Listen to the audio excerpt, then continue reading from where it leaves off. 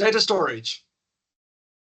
Probably outside the language, the biggest question in a product is where is the data? And I'll tell you a story. So good on 20 years ago, it was about a bit later in the year, probably towards Christmas break, we had a new developer join us. And we had a bit of a pain of a product manager, and this was a Windows app, and we needed a file storage system, and it had certain spec. And this poor guy got thrown in the deep end, and he was like, so how long is it going to take to build this? And he was like, I don't even know what I'm building. And then the famous quote came back, how long is it going to take you before you can tell me how long this is going to take? Yes. And it was interesting. We kind of rebuilt Zip because of the way Zip works. We didn't quite like it, so we rebuilt Zip, which is a bit of a like getting down to a low-level binary compression. Oh yeah. We see Zip puts all the data of all your sectors at the end of the file because that's easiest. But that means when you want to access it, you've got to go all the way to the end of the file, read through all of that data to get it. And if you want quick access to a single sector, that's a pain. Right. From a performance point of view. So we did it where you had to go in, you could go in the front, and then each package was individually compressed within an entire stream. I mean, this thing was crazy. We were like reading, you'd have to go to the header, find out the size, then read your stream back, X number of bytes, know this, to where it was in the file, know that, then forward. It was a mission. And we got it to work. Yeah. And I heard many years later that they pumped that thing up to handle like 4 gig of data. I mean, it's crazy. Wow, okay. Optimized it. Yeah, that's wow. Yeah. So it's like that was back then, Windows apps, everything was in a file. Right. And now we moved it from file-based systems, basically, when we went from desktop apps to databases. And it was I think quite a big shift especially for a lot of the Windows guys, because everybody had their own frickin' file format. I mean, if you think about it, Windows apps still do, you got SVG, you got Adobe, whatever they use, you've got all of these crazy file formats. That's right. And everything is in a file, which is nice for portability, but you corrupt that file, you're starved. Yep. I mean, that's eventually why Word came out with, and Microsoft Office, probably also 10, 15 years ago, with, XML-based files. Right. The open XML standard. Yep. Yeah, and that they were compatible across a huge range of tools. Which made our lives easier. That's right. So then we jumped into like databases, and everything just went into SQL. I mean, that was it. Everything just went into SQL because that was it. That was all that was available. Probably MySQL and Postgres were available. I mean, I know Postgres was available, but as a business, we just dumped everything into SQL. Sure. Yep. And then I remember 2005, which is now almost 10 years ago, .NET came out. I mean, 20 years ago, .NET came out. Yes. Crazy. And one of the big things that it brought about, which I'm going to talk about now, was Entity Framework. An Entity Framework was the ability to work with a database without having to hard code SQL. Yes. And I think that I'm going to start there because let me just find the correct code. Like maybe to give just a analogy context. To a current code base, like what would you compare those initial entity structure is there with today? Like, what has it grown into, would you say? Well, I'll show you now, but I sort of just, yeah. So when I started on Node, which was now 4 years ago, okay, let me just share. And we did that project, that integration, the time integration project. Yes. I put everything into MySQL. And at that stage, I didn't really have the time or the knowledge to look at an entity framework alternative. I see. So I then wrote hectic create upstate. So I then built my own code that I didn't have to worry too much about it. So it was a lot of code spent, create update statement, create set statement, man, get by ID, select star from where this equals that, and then pass that SQL. But all the time, you're building raw SQL everywhere you go, and you're doing your darndest to avoid it. But at the still time, and if anything in this breaks, you're done. Sure. If you want, and the problem with this is also very, this was MySQL. It worked. It was fine. It was great. Would I do it again? No. Right. And so with .NET Entity Framework, you described the database and also pre-Entity Framework, you built your database. You had a bunch of SQL scripts. Right. Create schema. Yep. Yep. All of this gumph, and then you had a bunch of alter scripts, and damned you wrong if you got them in the wrong order. Yep. Or you dropped a table you didn't mean to drop.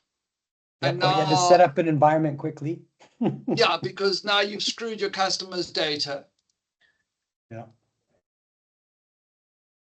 I mean, this is just a nightmare. I remember running some tool, and you had it pointed at, you'd create a clean instance of the database, then you'd point it at the instance you wanted to update, and it did a compare, and it gave you the alter scripts. And boy, that thing was invaluable. And then you could just do that. Right.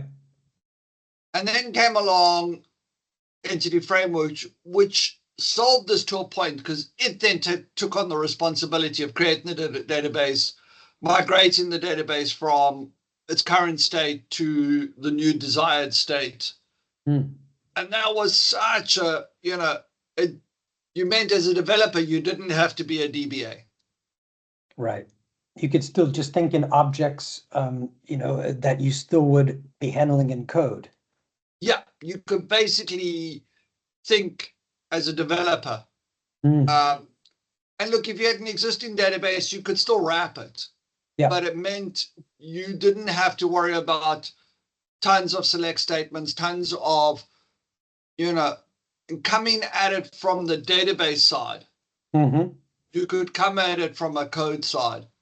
And then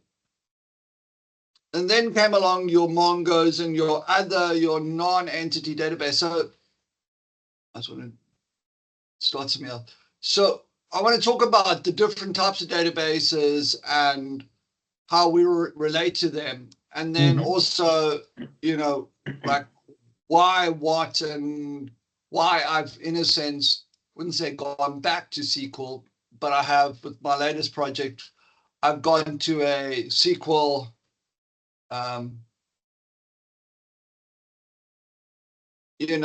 SQL-based database because it's just the best for that. So let's start. Okay, let's open up Postgres. Good old relational database. Tables, relationships. Everybody loves a relational database. You can get yourself an ERD. Yep. Let this thing load. I think that's actually one there. Yep. There you go. And you can build joins. You can describe things nicely. Everything's in a flat. But what happens when your data is not flat? This data is absolutely flat. I mean, there is no I mean, it's all flat, it's all relational, and it's sweet.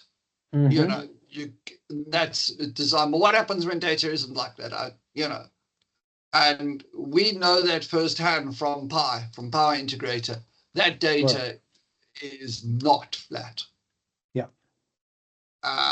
Which is why Pi then runs Mongo. So this is a session history, and you can see we've got multiple layers of data that is so different. Each one of these structures can be different. Every record has flows a normal, they all flow the same structure, but within that, the variations depends on what the nodes do and how the nodes have worked and the history of those nodes. And, this can just go on forever of just different data.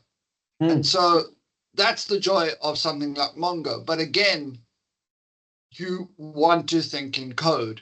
As a developer, you don't want to think in database. So, right. And then maybe just to talk a bit about there to broaden or tighten up my understanding too. So the trade-off in performance is that here you don't have to unpack the whole row to execute a query, that you can sort of set up pre-cached indexes and stuff on a relational database, where with Mongo, if that property that you want to filter on a large data set there's no real way to pre-cache it, right? You've got to unpack those objects during the query. I mean, you can, but if I need to update this here, I've basically got to load. I can update to a certain point. You can update you can update status, and you can actually get in here, but it is quite complicated. Yeah, and from a performance point of view, it's got to actually open up each one of those, whereas that can get costly performance if you're talking about millions of records. Yeah, and also the biggest problem with Mongo is there's zero relationships. So in a sense, you tend to denormalize and store a lot of data because you can't do a join. Right. If you wanted to do a join, what it does is it actually will. I'll talk about type goose, but basically what a lookup does in Mongo is it goes and reads for every record. It's reading a record out the other table, and it's building that on the fly. So it's really costly from a performance point of view. So and you make a good point of like a way around that is to sort of make the objects you're storing richer. That sort of become easier to just fetch the relationships. Yeah, you can see actually, object. Yeah. This is some of the early, and I've got workflow in here. But by the time I get down to, let's have a look at the latest one, you can see I've got I've pulled out like all sorts of, like I need the workflow name. I need all sorts of other information in there that I'm like, I need it for the display. And heck, I'm not going to go and look it up. So we're storing a lot of data we didn't need to be stored. But what happens when your data is neither like that or it's more real world data? So that brings us to the third type, the graph database. Yes. Did my graph database not start? No, my graph database did not start. That's a pain. What have you done, Docker? That's the world of living on the technological edge.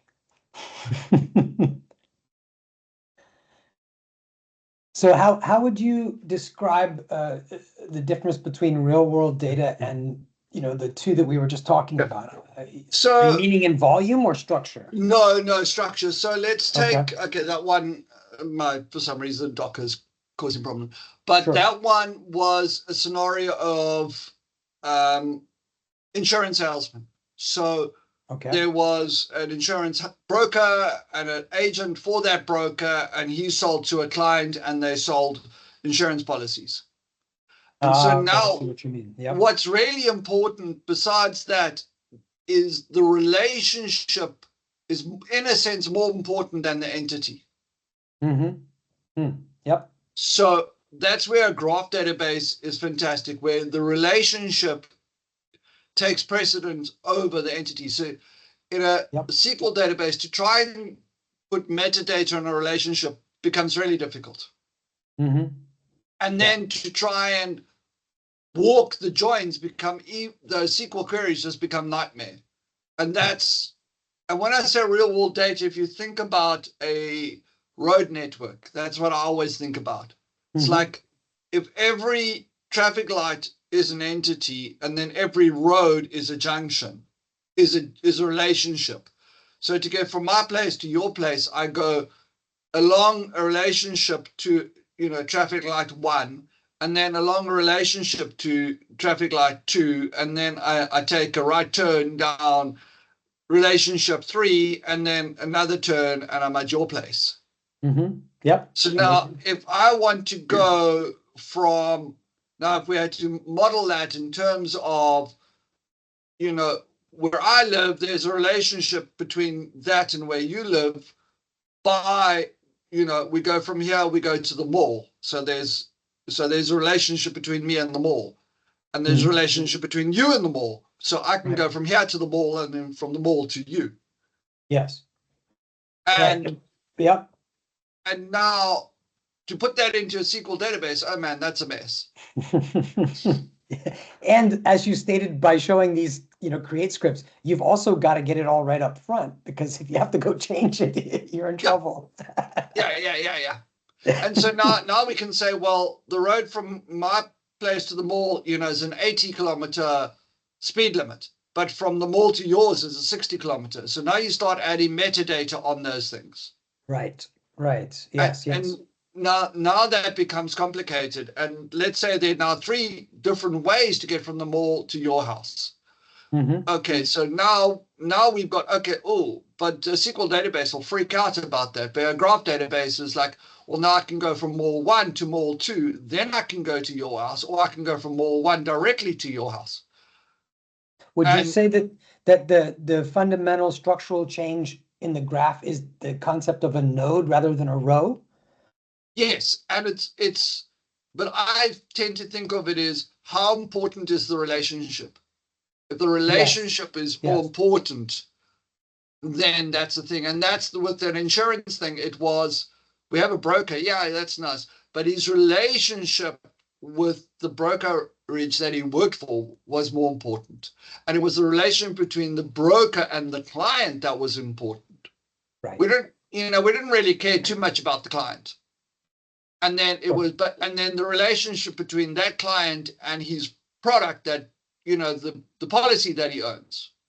So now we've got a relationship between the policy and the broker, and eventually you get a policy back to the broker house, because they're all related. Now, if you had to you think of those joins in a SQL table.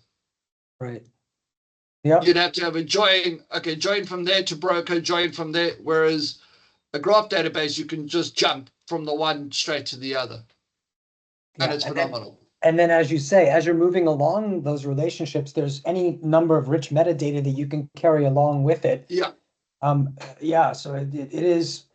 And I like how you said that real world data, because I agree with you. It's like a lot of the SQL database models are about sort of reducing the complexity that exists in the real world into a structure that the database can handle. Where the graph is saying, no, okay, let's take a deeper level. Yeah. So I'm just on the other screen. Sure. I'm trying to find. But again, the problem with the graph database is it's, again, one of those where nobody has wrapped it. So, I've got a lot of code with a lot of what they call query builder. Basically build. It's a very similar to a SQL syntax, but it's building, it all, and then executing, and then taking the structure you get back and converting it into a structure that's relative, that code understands. So, I mean, thankfully I've done all of this, but, you know, it But as really you is, say, that it's a you've pain done in a the butt. solution, you've done a solution that worked and was frustrating, but eventually somebody will wrap that maybe at another level, as you said, So let's jump into, I'm going to jump into, but if I can find my right, this one. Again, wink. Okay, so Typegoose, we use Typegoose. Typegoose. And what that allows you to do is to create items, let's go here, and define them like this. Okay, this stuff is for Swagger, so let me just see. Yeah. So this basically, I say, I want to store this property in the database. This is the collection it's going into. I am indexing these fields. Yes. And then this says, I am building a reference, not a join, a reference to the environment and so forth and so on. And we go through and we can say, okay, this guy's an array. This guy's also a string array and so forth and so on. And we can build it up in code and we can set the indexing. So then when I want to, and then what I did is I had a base class that wrapped a whole bunch of that up. Oh no, this is the session. So now what I do is I connect to my database and then I get a model. Mongo works with models. I get a Mongo model for that session. And then I'm great. I can just call create. I can call find. Okay, I've got to do a bit of querying, but the querying for Mongo is very much JSON structured. So it's fairly easy to code and it's fairly, and just now that I think about it, one of the bigger problems that the world in the early days of webs, people went query param straight to a SQL statement. And we had the whole wonderful SQL injection, and you could cause absolute havoc. And that was one of the big drivers behind Entity Framework was to stop developers going from the query params straight into building and using that string straight into a SQL statement. Right. Because people were putting drop tables and all sorts of things in there. And it was cool. So, you can't, this type of thing, there is no possibility of SQL injection or anything like that. So, you can get model. Then let me just search for this one here. This one I'm now find one and I'm populating, which means I'm now going to the workflow model and I'm bringing back certain fields on a join. But in reality, for every one, it's going to the other table and doing a select by ID.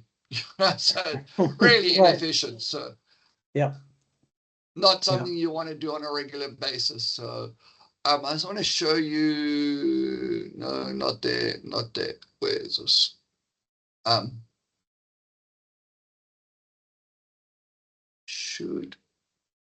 It's in the other thing. But I do where we update. Do I have the runner open? No, I'll show you. Where we update session services. I'll talk a bit about that. Come on. Session service. So like here, update session status. So you can say update one, this is the ID of the session, and then this is the node ID, and then set the status on that node. So it'll go in, but as you say, it's got to go in, it's got to find the record, then it's going to walk down the record, then it's the array of nodes, then it's got to find the ID, then it's got to update that. So it's a bit of a mission, and but that's, at least I'm not loading the whole thing into memory. And then, all of that's happening in the database, on the database server, not in my code. So that is Another advantage too that further optimizes it is that Mongo is all strings, right? So I mean, Yeah, it reduces at that storage level. It almost goes a little bit back to our original conversation where everything was a file, because it does compress it and basically create a flat file. yeah. So that's Mongo. Now, the one I've been working on the moment is called TypeOrm. I think it's typeorm. Yes, yeah, I've heard of that. Yeah. TypeOrm. Uh, typeorm.io. I looked at various, and this one seemed to give me the best of what I was after. And mainly because it works similar to Typegoose. Sure.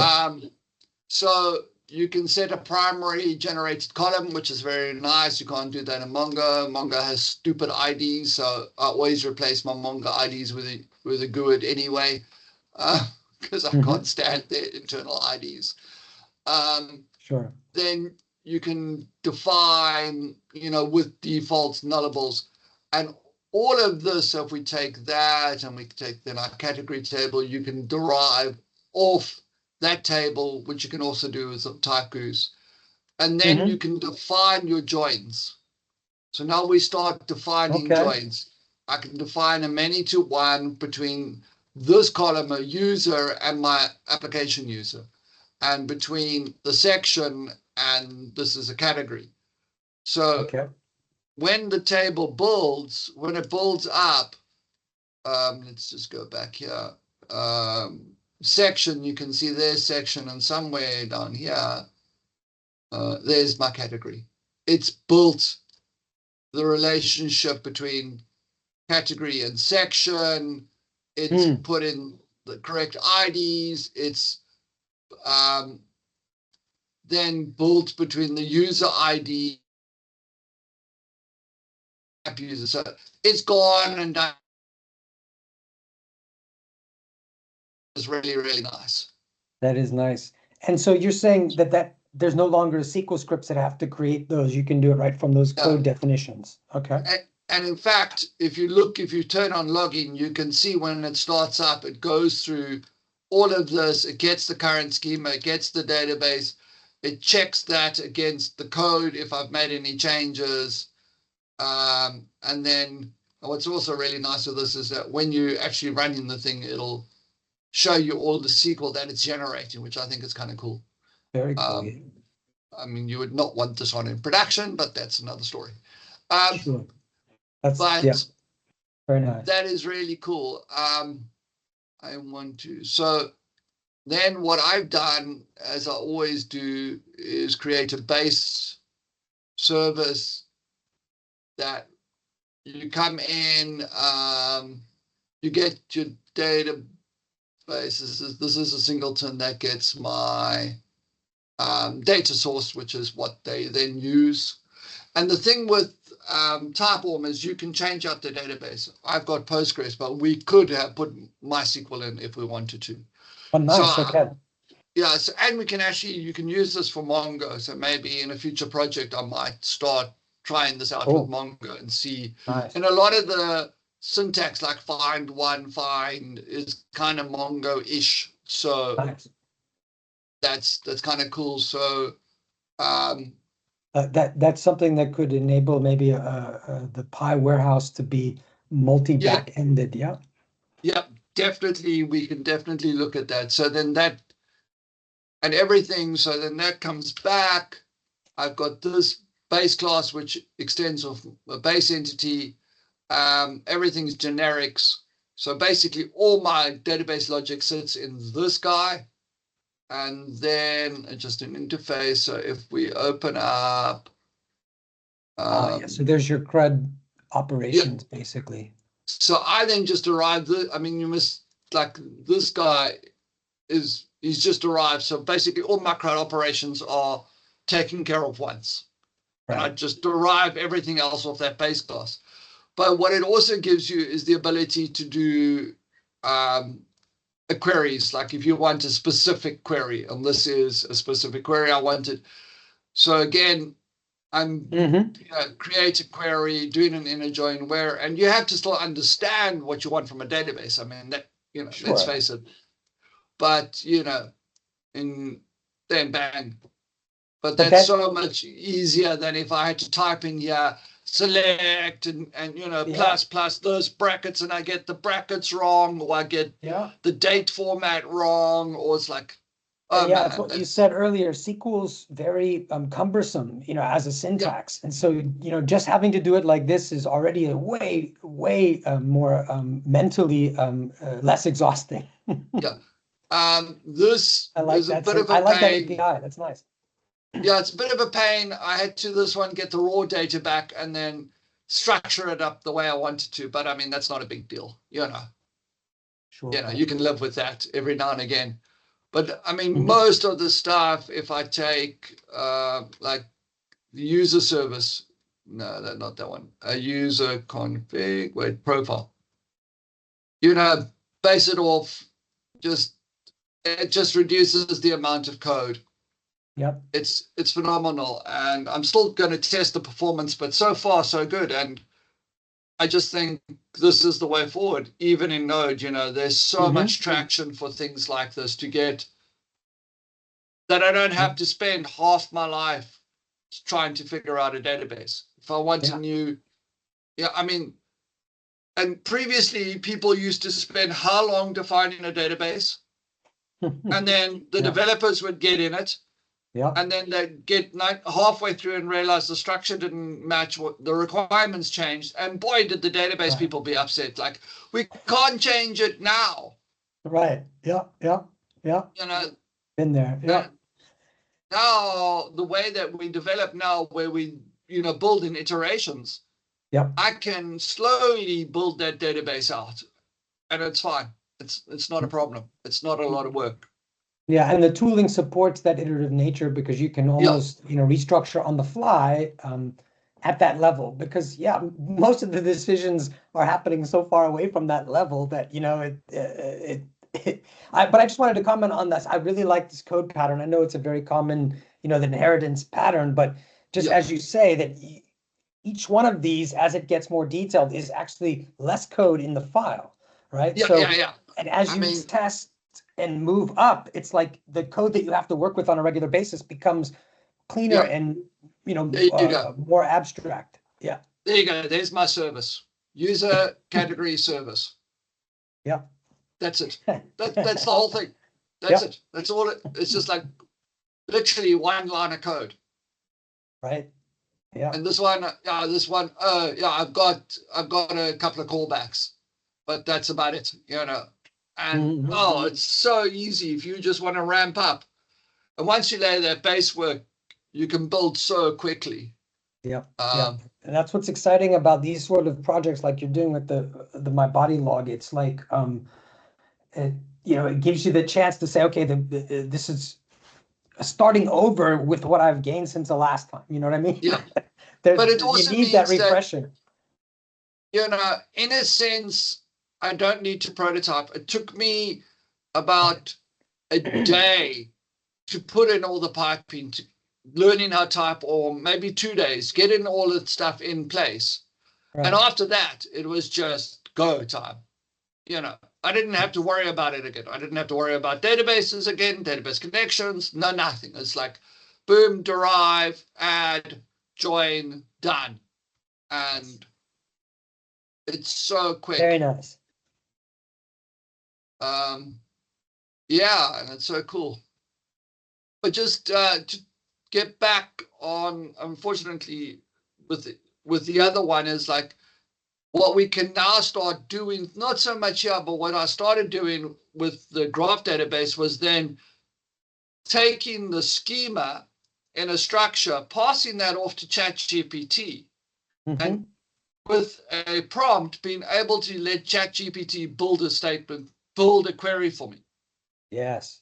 So instead of me trying to build this intense user interface for people to query against my database, you know, we got two options now when we go to AI. Option one is which we'll talk, but the first option is to say, well, let me pass a schema to in a open API function. let me pass the schema in. So it doesn't know about the data, but it allows somebody who's not familiar with the database, but familiar with the objects to say, give me all my customers and their orders. And Right. it's like, then we can use the AI to build the SQL. Right. Inject the SQL in, because now it knows the structure and it knows the relationships and all of that. I'm sure, I haven't done it yet with SQL, but we could do that. Yeah, And there's a then great SQL coder model that was trained just on Yeah. SQL. Yep. Yeah, and then you can apply that and then get the data back. What we want to do is slightly different. Is Mhm. we want to, as we go along and collect data, we want to index it or vectorize it and then put it into Postgres PG vector on the fly, so that we build, in a sense, a parallel database, but just with the data entry stuff.